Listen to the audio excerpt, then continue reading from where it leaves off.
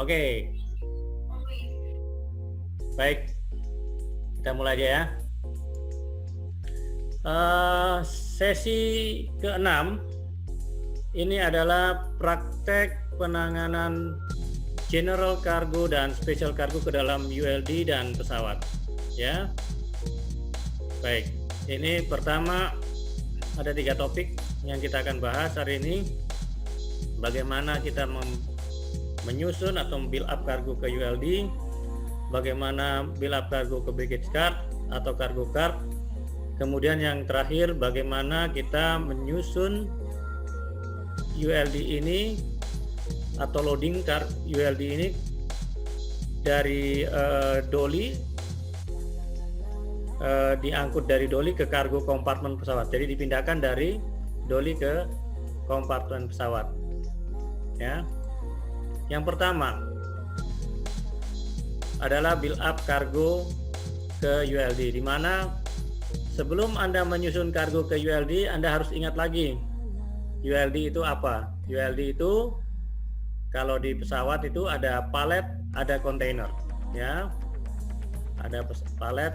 Jadi kita kan di sini akan coba masuk ke pesawat. Ada yang namanya palet berupa lembaran aluminium, ada yang berupa kontainer seperti kotak ini ya. Nah, ini palet, ini kontainer.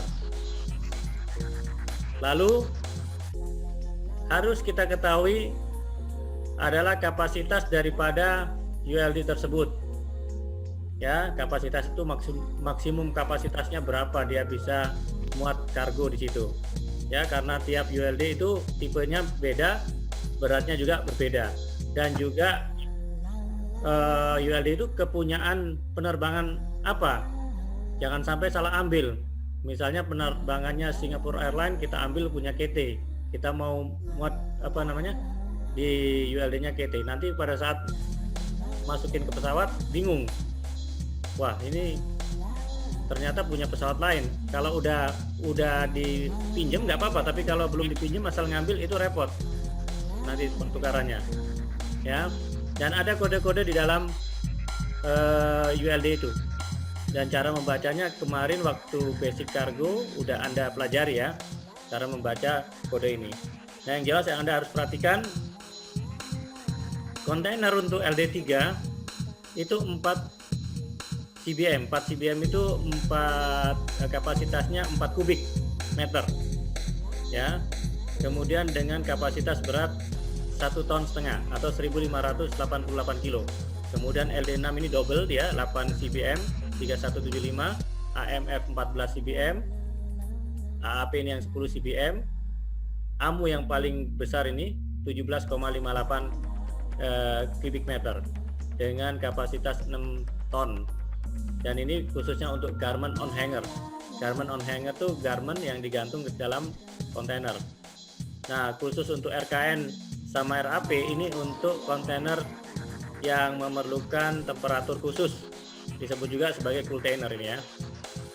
Sedangkan untuk palet sendiri itu standarnya P1P yang palet kecil itu sama dengan palet gede, sama-sama 10 kubik, cuma beratnya dia bisa lebih berat kalau PMC ini.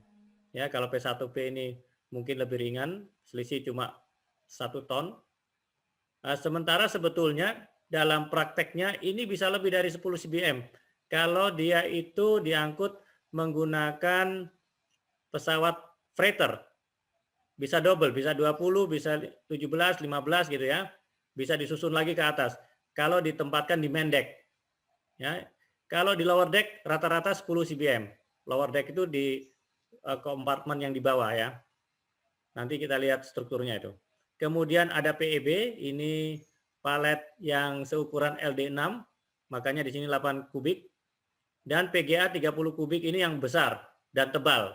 Ini khusus mengangkut heavy cargo ya untuk PGA. Kemudian kita masuk ke persiapan. Jadi sebelum disusun itu kargo, pada kontainer ataupun palet ini harus ada dolly, di bawahnya ada dolly, ini dolly namanya dolly sini ya.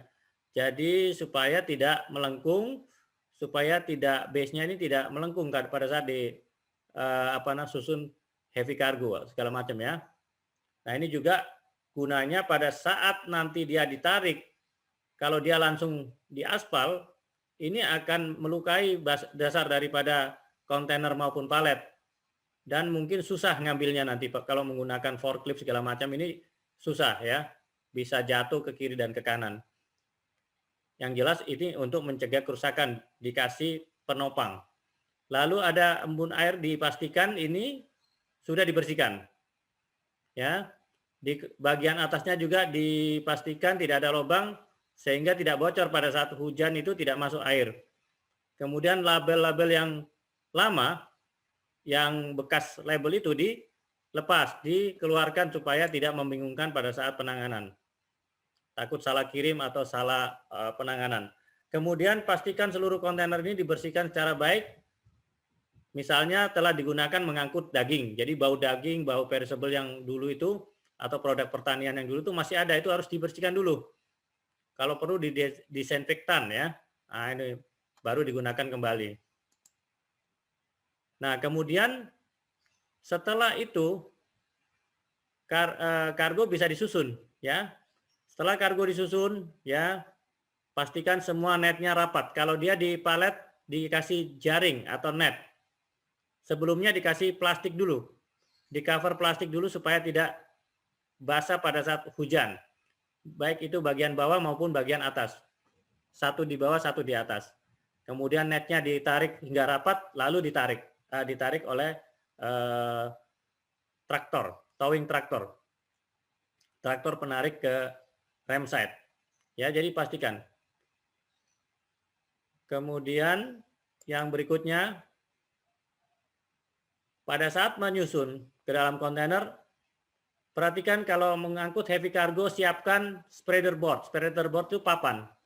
Papan untuk penyangga supaya beban ini merata. Ya. Kemudian juga strap. Strap ini seperti ini, tali, supaya dia tidak bergerak pada saat ada pergerakan ditarik maupun pada saat take off dan landingnya sebuah pesawat tuh heavy cargonya tetap di tempat. Nah, ini yang heavy cargo yang besar kadang-kadang membutuhkan strap sampai puluhan supaya dia posisinya tetap stabil pada saat diangkut. Kemudian ini juga cara menyusun, disusun sedemikian rupa jangan sampai dia ini mudah kolaps pada saat di dalam kontainer maupun di atas palet. Jangan disusun lurus ke atas. Kadang-kadang sistem bata itu juga perlu diperhatikan. Lock sistemnya diperhatikan ya. Kemudian untuk perishable atau pharmaceutical, barang-barang farmasi, tadi disebutkan menggunakan container atau RAP. RAP ini yang besar 8 cbm, RKN yang sekitar 4 cbm. Ya. Ini dia menggunakan ada temperaturnya di sini. Kemudian dicas untuk baterainya ini bisa mengaktifkan daripada temperatur pendingin kontainer tersebut ya. Nah, ini khusus perishable dan pharmaceutical. Lalu untuk live animal ada juga kontainer khususnya seperti HMA untuk kuda dan palet-palet besar untuk hewan besar seperti mengangkut panda, mengangkut jerapah, mengangkut gajah.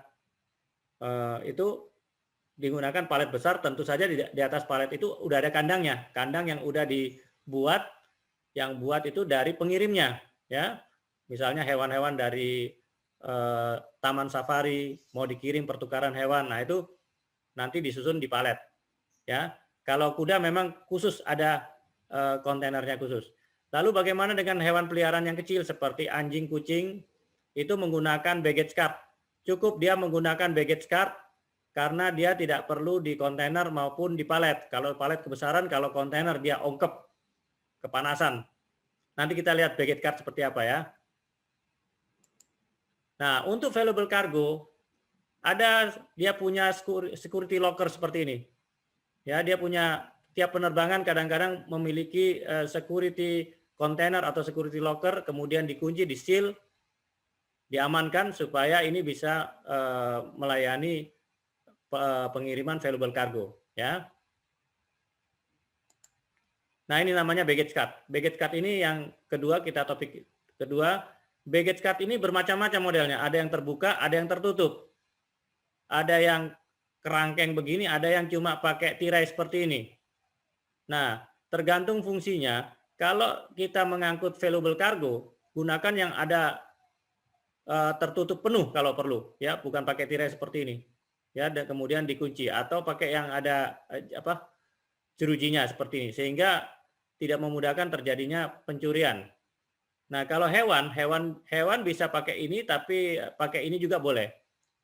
Nah, perhatikan kalau memang hewannya udah nyampe segera dikeluarkan, jangan sampai diungkep sehingga hewannya juga mati kepanasan karena di dalam itu bisa kepanasan seperti Anda diungkep gitu ya. Nah, kalau yang terbuka ini seperti ini, khusus kargo-kargo yang biasa boleh, asalkan tidak hujan. Kalau hujan dikasih plastik dulu di atasnya, atau memang baggage card-nya ini didesain khusus, dia punya terpal. Ya, lalu bersiap. Jadi ini juga barang-barang yang dimasukkan ke baggage card ini adalah sisa kargo yang tidak masuk ke ULD. Misalnya dia kirim katakanlah 5 kubik. 4 kubik masuk di LD3, 1 kubik masih sisa. Mau dimanain? Paletnya penuh, masuk ke dalam gerobak. Jadi baggage card ini kata lainnya gerobak. Ada yang bilang baggage card karena biasanya sebetulnya untuk baggage, tapi ada juga yang bilang sebagai cargo card. Ya, cargo card itu kereta kargo. Ya, ini bisa yang tertutup, bisa yang terbuka. Lalu pada saat yang terakhir, kargo ini di loading ke dalam pesawat, ke kompartemen, apalagi sekarang COVID ini, memungkinkan untuk dimasukkan kargo itu ke dalam passenger compartment. Jadi dimodifikasi pesawat penumpang menjadi di atasnya di passenger cabinnya digunakan sebagai memuat kargo supaya maksimum. Karena penumpang udah jarang, ini dipindahkan, dimodifikasi sebagai pesawat kargo. Tetapi tetap aja ini sebetulnya pesawat penumpang tadinya ya. Ada yang di tempat duduk, ada yang langsung dimodifikasi seperti ini. Nah, ini nanti kalau menggunakan kontainer langsung dari sini, ini namanya high loader, menggunakan high loader dimasukin ke atas. Nah, ini pakai dengan conveyor belt. Kalau dia masuk ke dalam, ini khusus kalau dia pesawatnya pesawat bulk.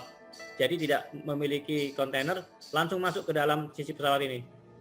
Mestinya juga ada yang langsung masuk ke bulk seperti ini menggunakan conveyor belt. Nah, ini adalah kontur daripada pesawat. Anda perhatikan yang sebelah kanan atas ini. Kalau pesawat kargo, dia memiliki kompartemen ini, ada yang atas. Ini yang 1, 2, dan 3 di atas ini.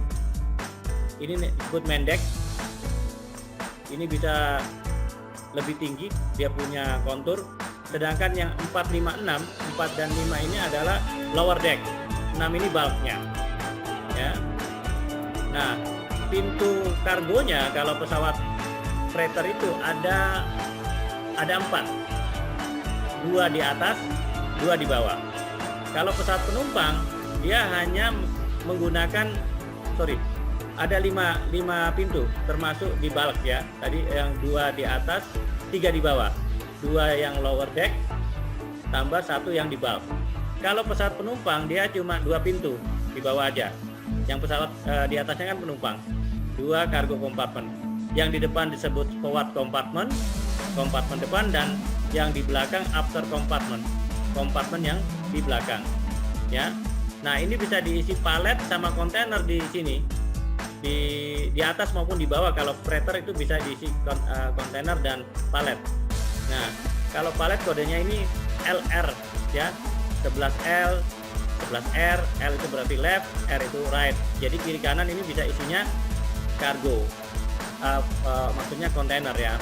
Nah, tapi kalau ini ada juga yang dia susunannya khusus 1 kontainer aja yang bisa muat ya. LD8. Kalau LD8, tapi kalau dia LD3 itu bisa kiri kanan mestinya. Ya, ini LD6 mestinya nih. Nah, kemudian kalau palet itu buntutnya kodenya P posisinya, 11P, 12P, 21P, 22P, 31P, 32P, 41P, ya, kemudian bulk ini di belakang, ya. Biasanya kalau hewan tuh masuk ke bulk sini, ya. Kalau dangerous good, ya bisa masuk di mana aja, tapi yang jelas di bawah lebih aman, ya. Ini kalau hewan atau human remain, kalau palet ya masuk di posisi sini, ya, gitu ya. Nah, jadi yang jelas pada saat meloading kargo ke dalam pesawat disesuaikan jenis kargo itu dan ULD yang digunakan. Nah, demikianlah sesi ke-6 terkait dengan praktek penyusunan kargo dan pemuatan ke dalam pesawat.